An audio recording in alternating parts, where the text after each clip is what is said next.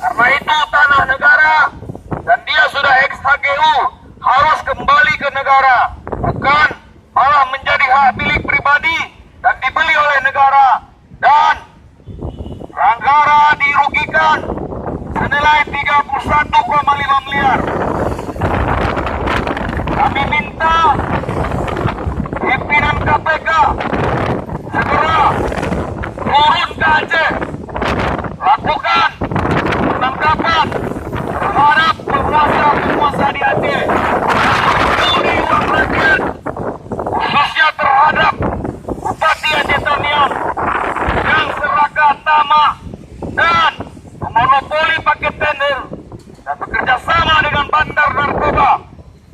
Untuk itu, kami meminta pimpinan KPK dan Mabes Polri untuk segera melakukan lidik dan sidik agar koruptor di Aceh ditangkap, agar kasus politeknik terbongkar siapa sebenarnya yang mencuri uang APBD provinsi di Aceh dengan kerugian negara 31 miliar dan diduga pelakunya adalah Bupati Aceh Tamiang, Hamdan Sati yang serakah itu.